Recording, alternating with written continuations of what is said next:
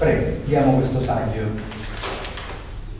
Un certo vino, puro di colore, fresco, fatto venire da lontano, che scaccia le tristezze, se viene mescolato con l'acqua, tu immagini che nel suo calice sia penetrata una solida, preziosa pietra di giacinto.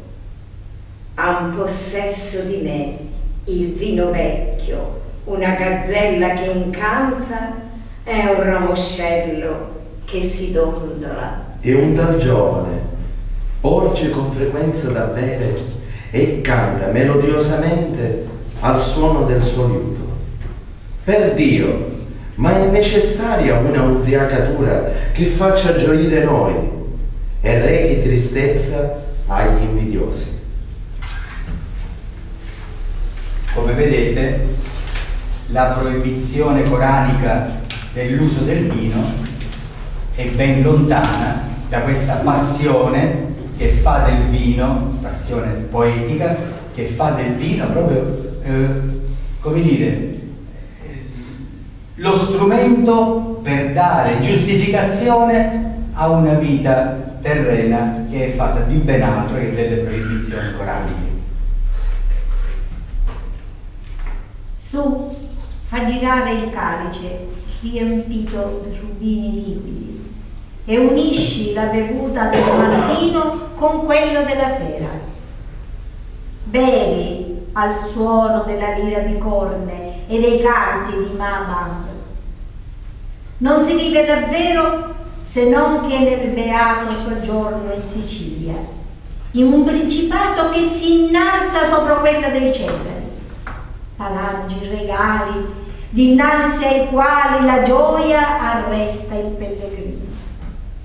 Ammira questo soggiorno che Allah l'ha colmato d'abbondanza. I capitelli superbiscono sopra tutti gli edifici d'arte. I giardini inviolati nei quali torna ridente il mondo. E i lioni della fonte capricciosa che buttano acqua di paradiso. La primavera con le sue bellezze veste quei giardini di splendidi ammanti. Il mattino li incolora con tinte di gemme. All'aurora come a sera, quando i raggi del sole si tuffano sul mare, viene ventilato un fresco levante col suo alitare odoroso di balsamo. Ecco il vin fresco, le sue bolle viste nel bicchiere sembrano perle vuote. Ha il colore del papavero di giardino quando si mostra nella tazza.